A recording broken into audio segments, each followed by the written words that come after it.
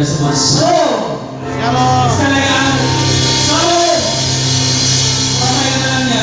Oke. Hari ini adalah hari yang luar biasa kepada kita, di mana Tuhan sudah melihara hidup kita sampai saat ini kita masih ada di tempat ini berkumpul dengan saudara seiman. Amin. Sebelum kita mulai ibadah ini, saya mau Bapak Ibu melihat kiri kanannya, apakah ada saudara yang seiman di situ. Coba berikan salam sehat saja, salam sehat. Kalau bisa di kos-kos, mana kos-kosnya kalau ada? Mana kos-kosnya? Baik. Oke. Tuhan Yesus memberkati kita semuanya. Amin. Baik Bapak Ibu.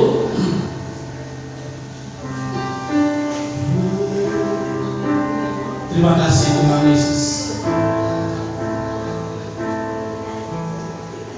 Kau baik, sangat baik dalam hidup kami.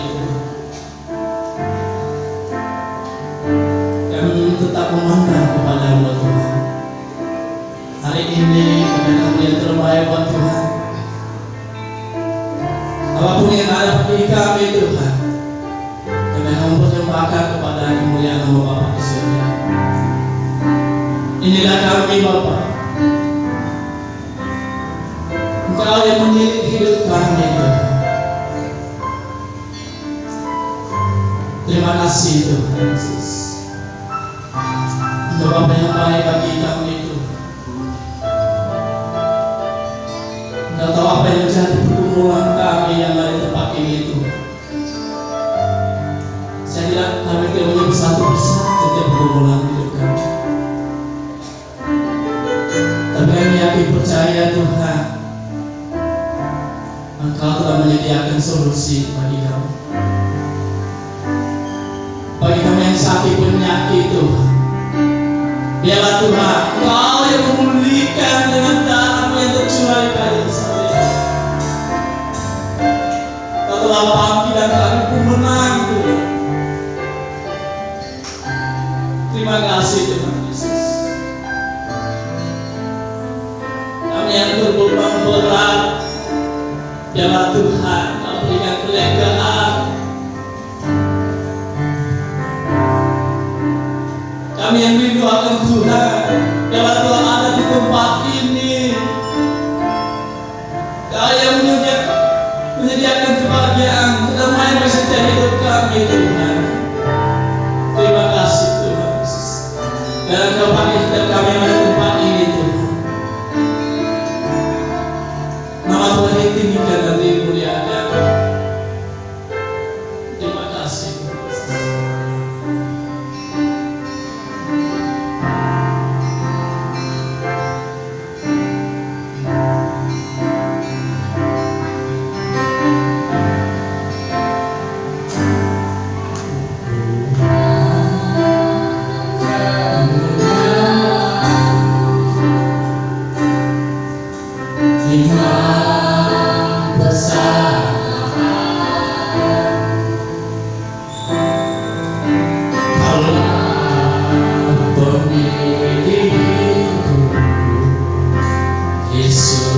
Yesus Tuhan,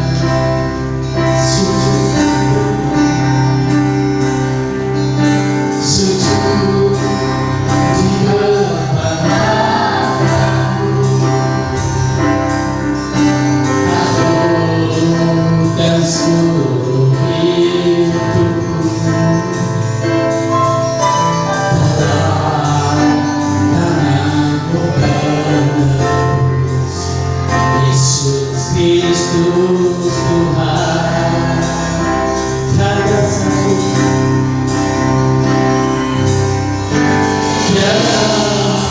satu yang luput dari karya kasih-Mu yang mulia.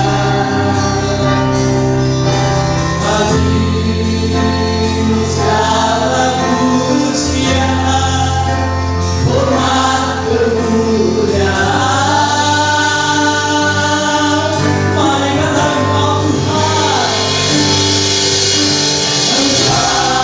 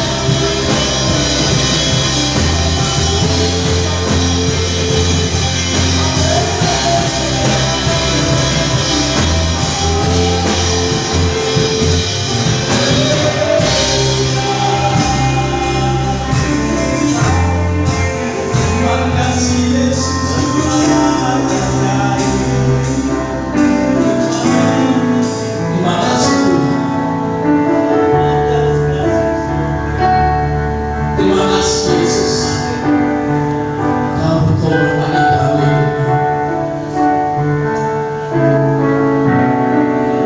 Kau merupakan hidup Tuhan. Karena setiap dosa kami, darah-Mu yang mengalir di kayu salib itu sangat berharga bagi kami itu.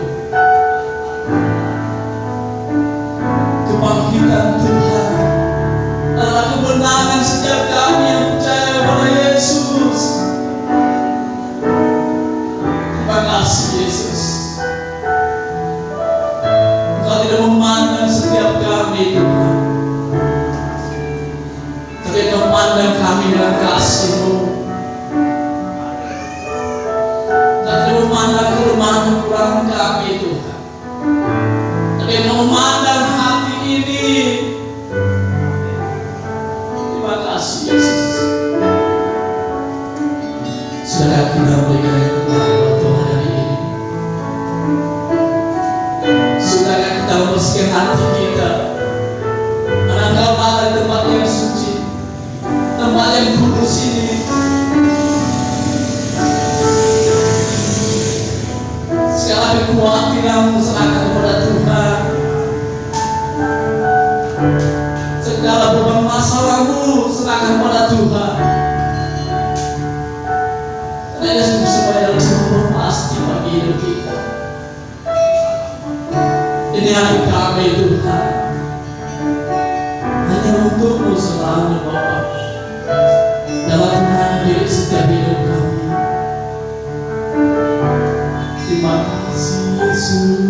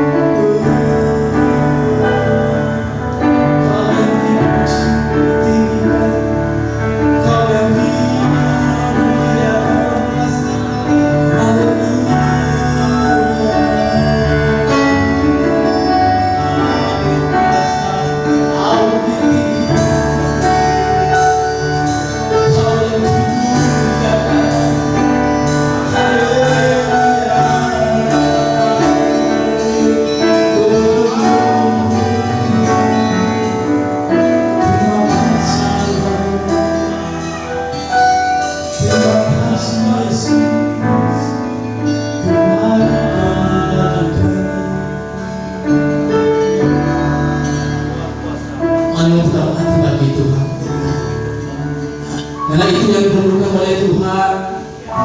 Ketika Engkau menutup hatimu, yakin percaya Tuhan tak bisa masuk dalam hati. Mari kita buka hati kepada Tuhan. Tuhan tahu segala pergumulan kita. Tuhan tahu apa yang ada dalam hidup, yang mencari dilema dalam hidup. Tuhan pasti yang beri yang terbaik buat kita. Mari buka hati bagi itu.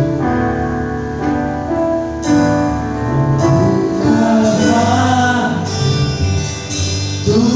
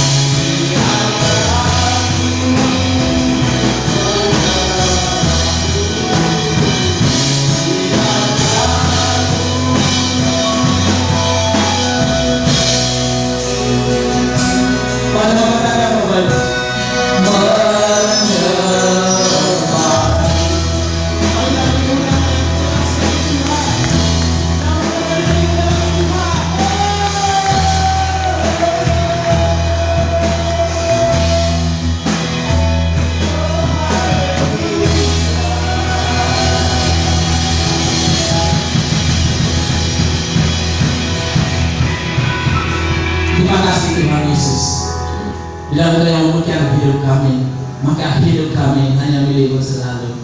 Terima kasih Yesus. Kami akan memberi yang terbaik buat-Mu Tuhan. Kami akan memuji menyembah Tuhan. Biarlah hari ini, hari mana Tuhan akan ditinggikan. Hari ini, hari yang penuh dengan kemuliaan nama Tuhan. Sehingga hari ini, kami ada kali ini, kami berkasih terus. Engkau limpahkan bersyukur-Mu dalam hidup kami. Terima kasih Tuhan Yesus. Kami siap melihat terbaik buat Tuhan. Biar Tuhan berkasih lewati kami. Kamu milik kami. Karena kami tahu Tuhan kami Bapa yang setia bagi kami. Terima kasih Tuhan Yesus. Dalam nama Yesus kita berdoa dan mengucap syukur. Mari sama katakan amin.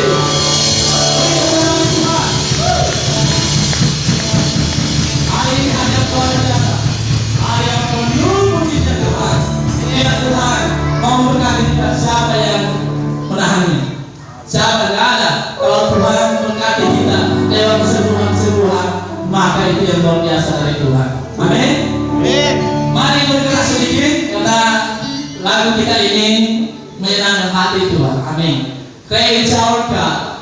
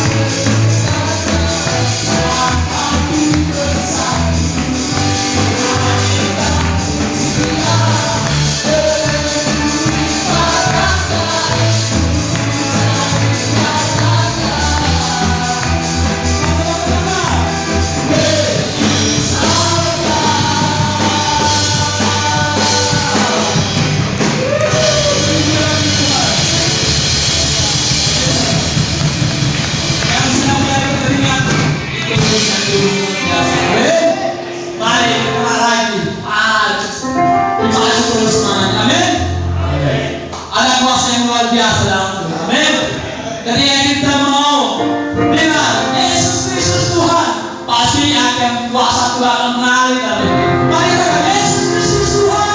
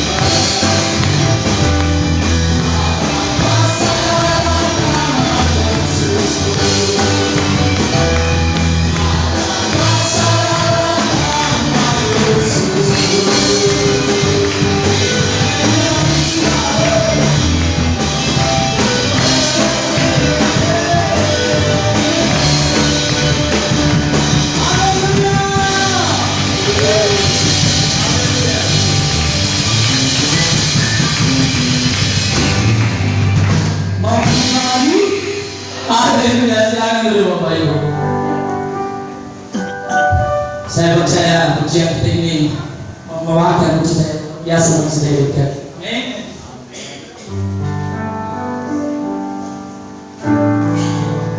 Baik bila ada yang bersaksi diberi kesempatan.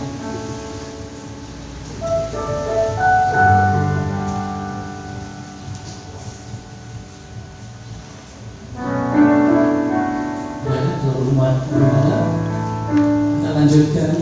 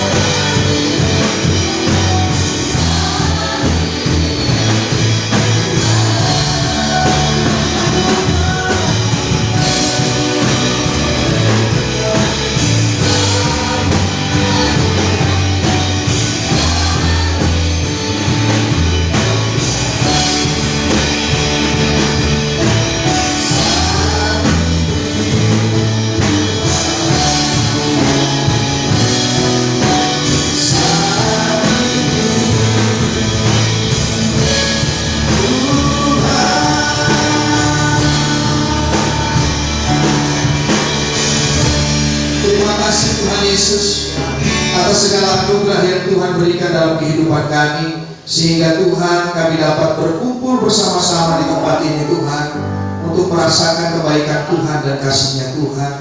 Terlalu besar Tuhan, kasih Tuhan tidak bisa kami ukur dengan apa yang kami miliki. Sungguh besar kasih-Mu Tuhan, sehingga Kau Tuhan melayani kami untuk masuk dalam hadirat-Mu Tuhan. Terima kasih Tuhan atas kehadiran-Mu Tuhan di tengah-tengah kami, sehingga membuat kami merasakan sukacita yang luar biasa. Tiba saatnya juga Tuhan, kami akan mendengarkan sabda firman-Mu Tuhan. Kiranya Tuhan memberikan kekuatan bagi kami yang mendengarkannya, memberikan penghiburan bagi kami yang saat ini sedang mengalami duka cita, memberikan kami kekuatan di saat kami menghadapi kelemahan. diberikan sukacita saat kami kehilangan damai sejahtera. Kami percaya Tuhan akan sabda firman-Mu yang menjadi kekuatan dalam kehidupan kami. Kami siap untuk mendengar firman-Mu. Yang percaya katakan amin. Shalom. Puji Tuhan, kembali lagi kita ketemu berdua kali ke sini. Ya mungkin Bapak Ibu belum kenal saya Pendeta Dito dari Potohini Sorake.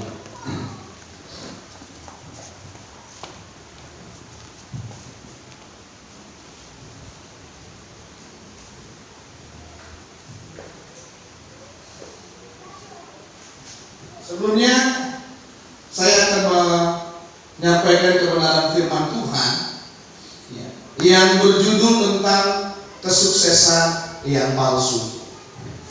Hari ini kita bicara tentang kesuksesan yang palsu. Ternyata bukan cuma emas yang ada imitasinya. Sukses pun juga ada imitasinya. Ada yang disebut dengan kesuksesan yang palsu. Saya percaya bahwa jemaat di tempat ini adalah orang-orang sukses yang asli. Amin. Tidak ada sukses-sukses palsu di tengah-tengah kita. Amin. Orang gagal masih bisa dia bangkit. Orang jatuh masih bisa dia bangun. Tapi orang yang hidup dalam kesuksesan palsu, seringkali dia tidak menyadari bahwasanya dia hidup dalam kesuksesan yang palsu. Ini mengerikan sekali tentang kesuksesan yang palsu. Mari sama-sama kita buka Alkitab kita di dalam Lukas pasal yang ke-12 ayat yang ke-13 sampai dengan ayat yang ke-21. Yang sudah dapatkan katakan amin. Kita baca bersama-sama mulai dari ayat yang ke-13 sampai dengan ayat yang ke-21. Lukas pasal 12 ayat yang ke-13 sampai ayat yang ke-21. Kita baca bersama-sama. 1, 2, 3. Seorang dari orang banyak itu berkata kepada Yesus, "Guru, katakanlah kepada saudaraku supaya ia berbagi warisan dengan aku." Tetapi Yesus berkata kepadanya, "Saudara, siapakah yang telah mengangkat aku menjadi hakim atau pengantara atas kamu?"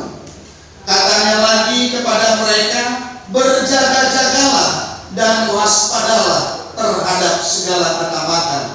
Sebab walaupun seorang berlimpah-limpah hartanya, hidupnya tidaklah tergantung daripada kekayaan itu." Kemudian ia mengatakan kepada mereka suatu perumpamaan. Katanya, ada seorang kaya raya, tanahnya berlimpah-limpah hasilnya. Ia bertanya dalam hatinya, "Apakah yang harus aku perbuat? Sebab aku tidak mempunyai tempat di mana aku dapat menyimpan hasil tanahku." Lalu katanya, "Inilah yang akan aku perbuat. Aku akan merombak lumbung-lumbungku dan aku akan mendirikan yang lebih besar. Dan aku akan menyimpan di dalamnya segala gandum dan barang-barangku. Sesudah itu aku akan berkata kepada jiwaku, jiwaku ada padamu. Banyak barang tertimbun untuk bertahun-tahun lamanya. Beristirahatlah, makanlah, minumlah, dan bersenang-senanglah." Tetapi firman Allah kepadanya, "Hai kau orang bodoh, pada malam ini juga jiwamu akan diambil daripadamu, dan apa yang telah kau sediakan untuk siapakah itu nanti? Demikianlah jadinya dengan orang yang mengumpulkan harta bagi dirinya sendiri, jikalau ia tidak kaya di hadapan Allah." Bapak Ibu saudara-saudara, hidup dalam kesuksesan yang palsu ini adalah hidup yang seringkali dialami oleh orang-orang percaya tanpa menyadari bahwasannya dia hidup dalam kesuksesan yang palsu. Di ayat yang ke-13 dikatakan, seorang dari orang banyak itu berkata kepada Yesus, "Guru, katakanlah kepada saudaraku supaya ia berbagi warisan dengan aku." Tetapi Yesus berkata kepadanya, "Saudara, siapakah yang telah mengangkat aku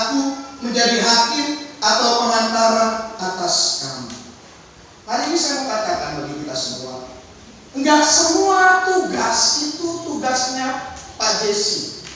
Ada hal-hal tertentu yang bukan tugas gembala, jangan dimasukkan menjadi pekerjaan gembala. Di sini Yesus katakan, sejak kapan saya diangkat jadi akta notaris yang harus ngurusin tanah saudaramu? Sejak kapan dia diangkat jadi akta notaris gitu, ngurusin tanah orang? Ada kalanya gembala juga nggak bisa masuk ke ranah-ranah tertentu.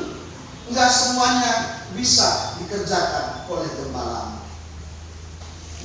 Kalau kita lihat di sini, ya, ada perebutan warisan. Ini yang sering terjadi, ya. Di mana-mana, ya, orang lebih baik, ya, sama orang lain dibanding sama saudaranya kalau bicara tentang warisan. Ya. Seringkali orang nggak cakapan nih, nggak ngomong, padahal dia ini adik kakak, saudara kandung, cuma gara-gara berebut warisan. Kalau sama orang lain, oh shalom, ya, malaikat Tuhan juga minder dengar shalomnya, ramah banget.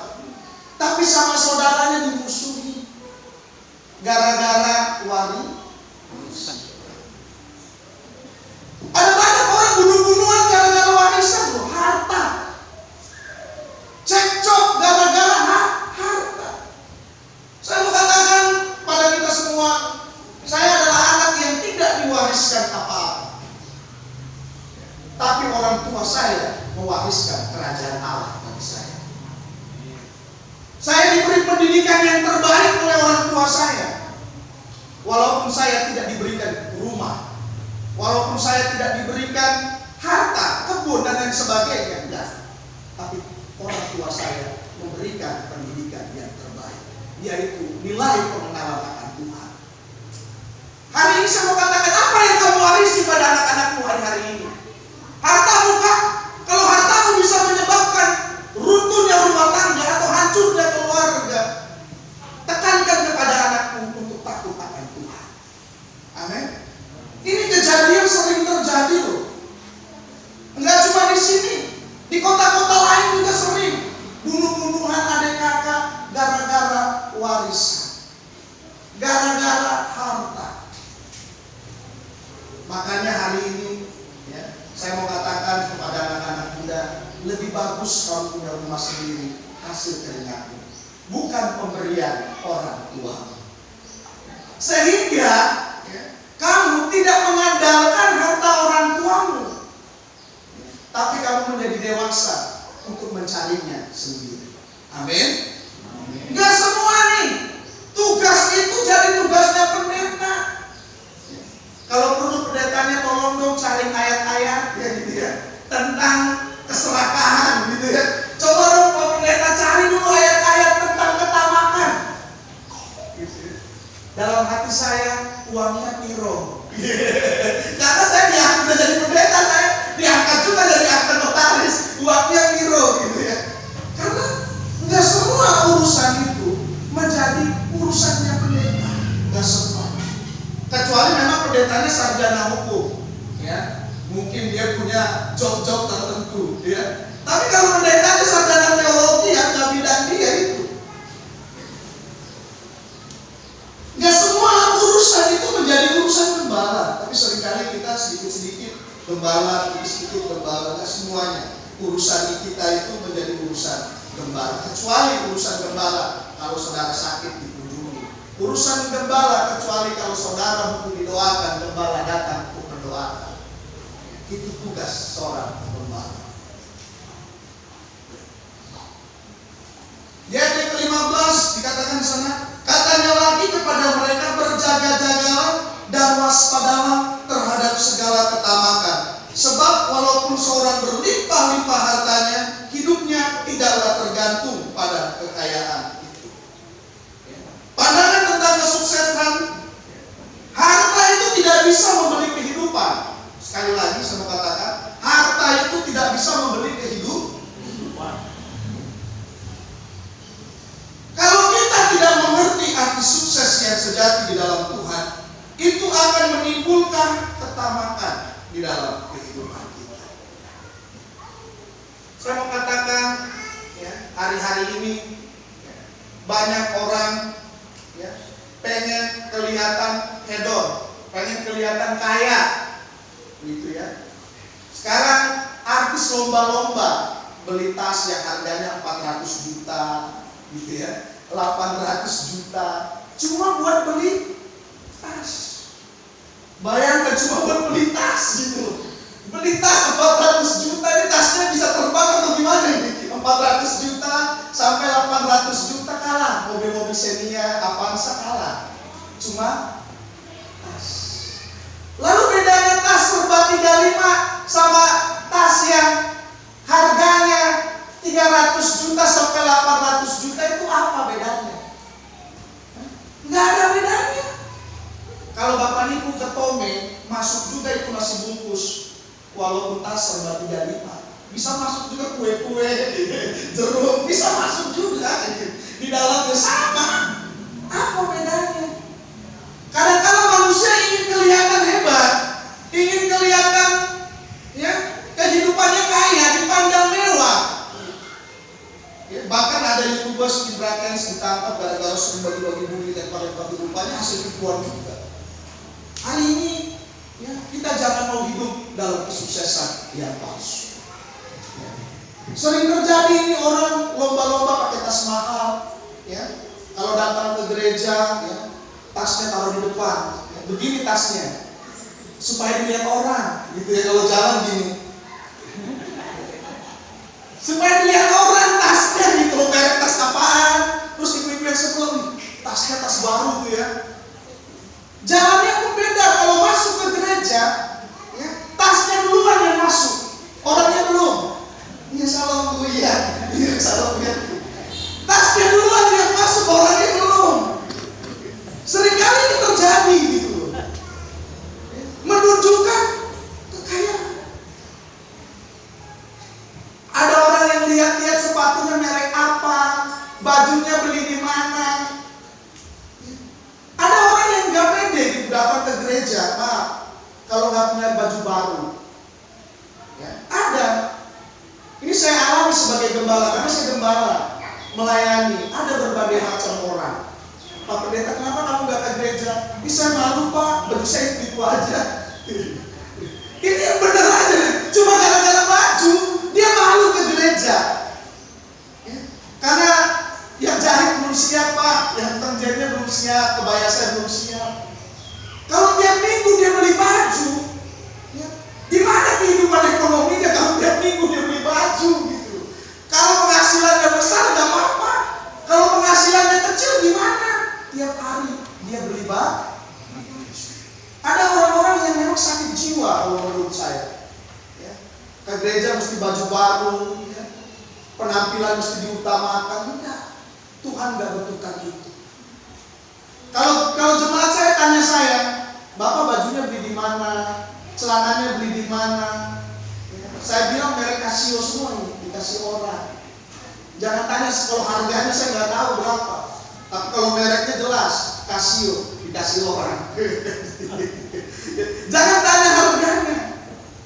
Seringkali orang berpatokan gitu loh, menunjukkan kesuksesan dari apa yang mereka capai, apa yang mereka punya. Itulah yang disebut dengan kesuksesan yang palsu. Bapak Ibu saudara-saudara, kita sudah ya hampir 3 tahun ya hidup dalam pasca pandemi, gitu ya. Hidup yang mencekam bagi semua orang. Orang takut yang namanya COVID. Sewaktu saya pulang ke Jakarta ya, untuk menikah, saya melihat ya, begitu banyak orang yang tiap hari lewat rumah saya itu ambulans, ngangkutin orang yang sudah kena COVID, ada yang tetangga yang meninggal, rumah sakit penuh. Suatu ketika teman saya yang punya, orang yang punya, dia nggak bisa masuk ke rumah sakit bukan karena nggak punya uang, tapi karena rumah sakit sudah penuh. Akhirnya dia meninggal. Orang tuanya meninggal karena rumah sakit sudah Enggak semua bisa dibeli pakai uang, Bapak Ibu. Enggak semua. Hidupmu itu anugerahnya Tuhan. Enggak semua kamu bisa beli pakai duit. Enggak. Kesehatanmu, sukacitamu itu enggak bisa dibeli dengan uang. Kalau kamu pikir kamu bisa bahagia karena uang, itu salah. Oleh karena itu, kejarlah sesuatu yang membuat kamu bahagia, bukan karena uang. Uang mencukupi kebutuhanmu, tapi uang belum tentu menjamin kebahagiaanmu. Uang bisa mencukupi segalanya, iya. Tapi bicara tentang kebahagiaan dan sukacita, uang tidak bisa berikan itu.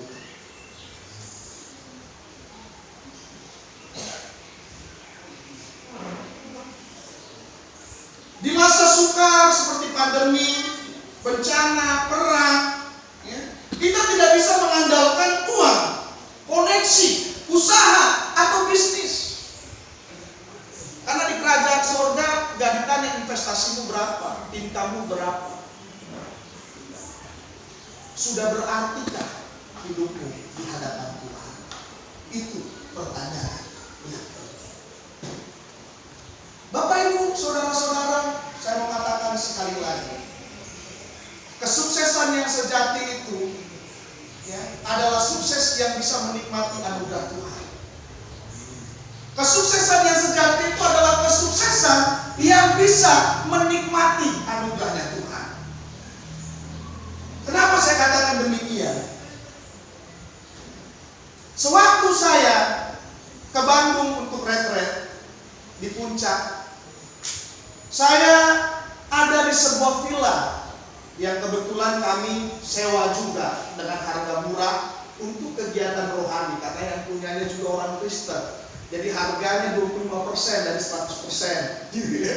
Untuk beberapa hari sekaligus konsumsinya. Waktu kami ikut retret, saya melihat penjaga kolam berenang dan penjaga villa. Di situ penjaga villa punya anak yang sedang berenang di kolam renang. Pemandangannya indah, dingin, sejuk gitu ya. Lagi berenang, bahagia banget keluarga ini. Walaupun cuma penjaga villa. Istrinya sementara goreng pisang goreng. Enak banget hujan-hujan, goreng pisang goreng gitu ya. Enak banget gitu ya. Tiba-tiba suaminya diantarin pisang goreng sama kopi 1 gelas. Nih minum. Luar biasa gitu ya. Senang banget ngelihatnya.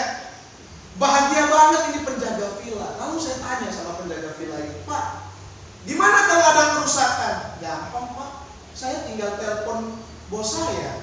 Kalau lampu putus tinggal kasih tahu putusnya berapa. Kalau genteng bocor tinggal kasih tahu, dikirim uang 5 juta langsung diperbaiki genteng. Kenapa? Digaji Bapak, digaji. Sementara yang punya kolam berenang ini lagi pusing kerja di Jakarta, bikin laporan. Laporan, kerja terus, ya.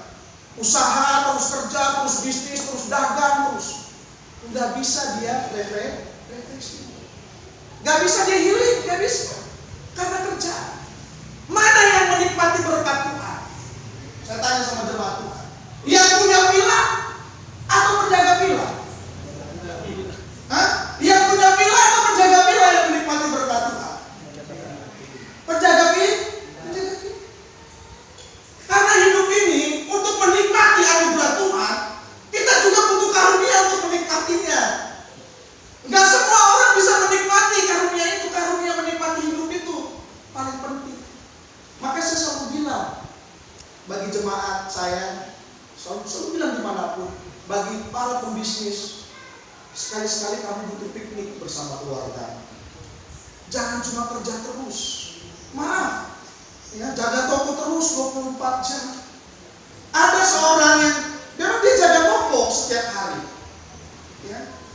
Nggak pernah jalan-jalan, jaga toko terus. Dijaganya toko terus, mungkin tokonya bisa jalan kali ya.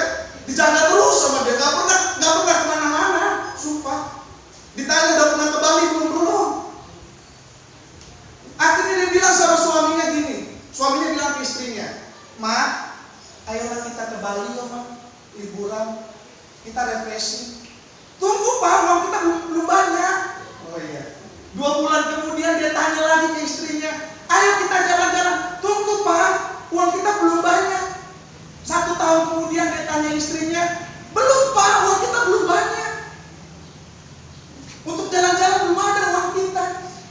terakhir istrinya kena kolesterol, asam lambung, ya, stroke, ya, meninggal karena nggak bisa jalan-jalan.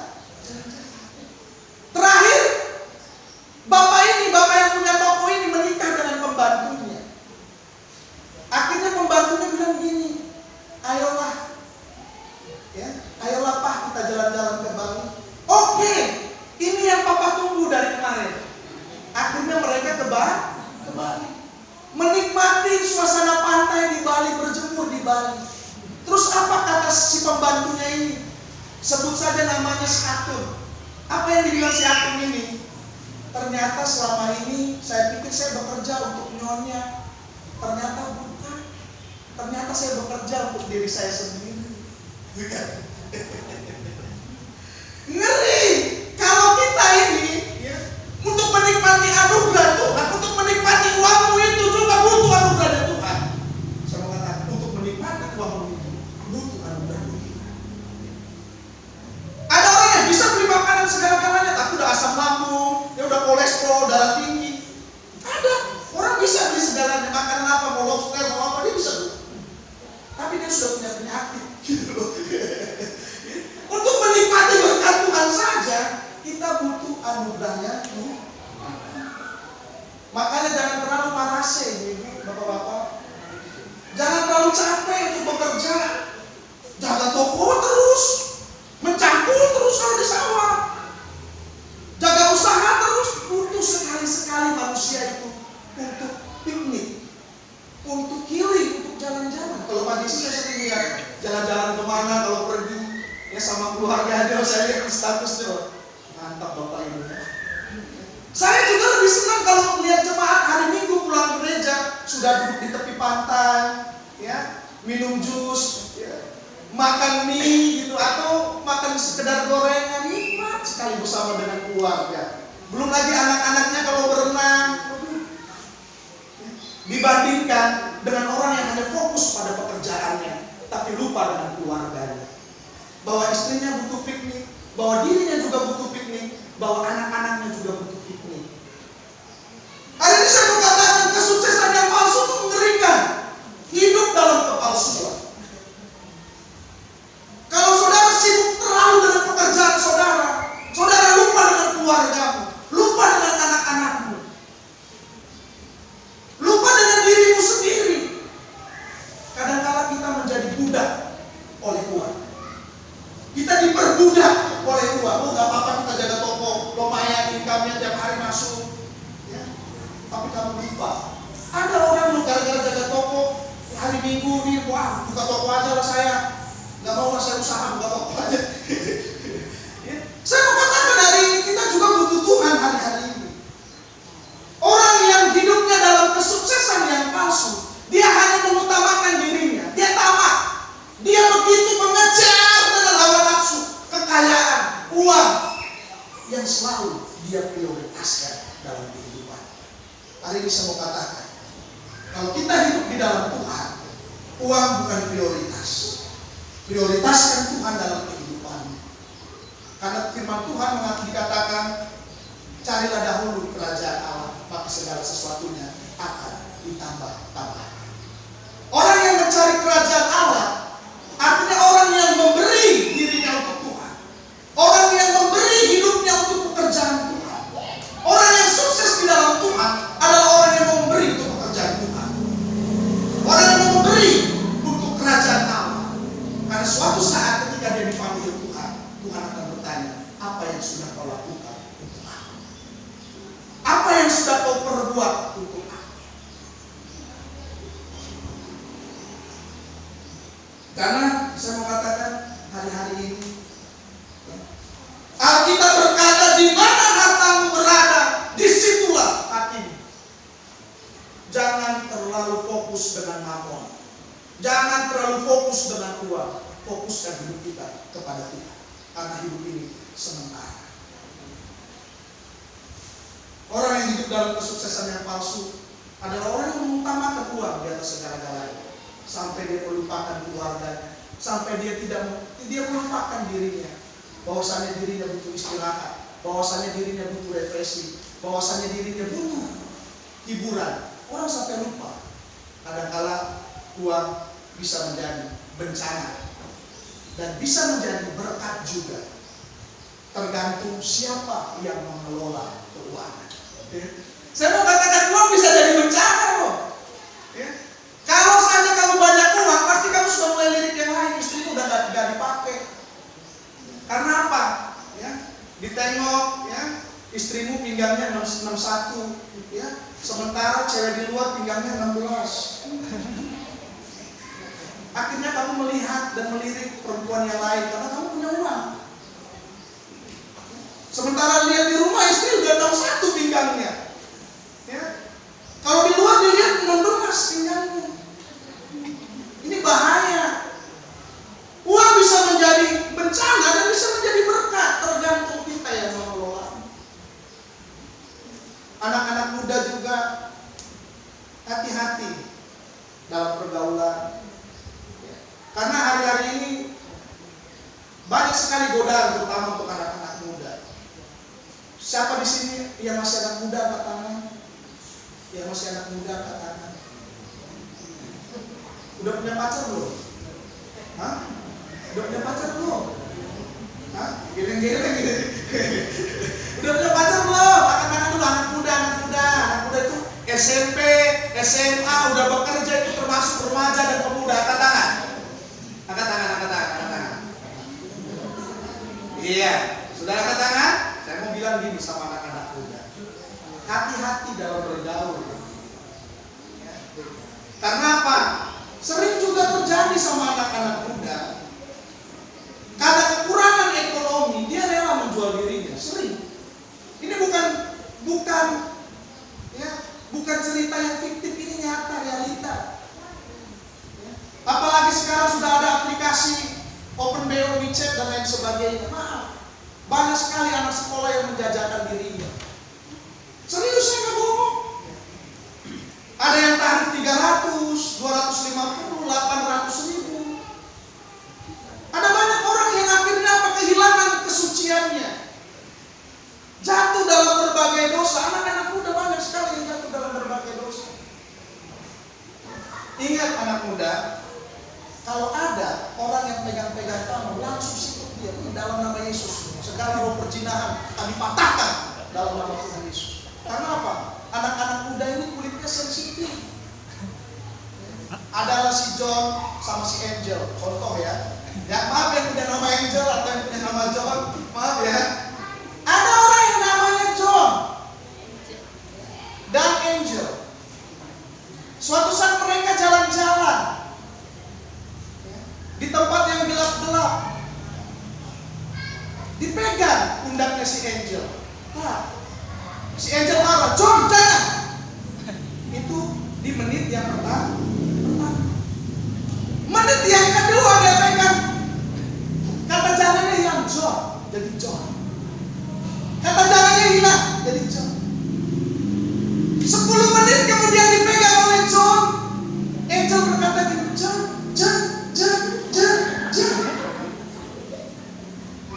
Kenapa begitu? Karena kulit anak muda itu kulit yang sensitif.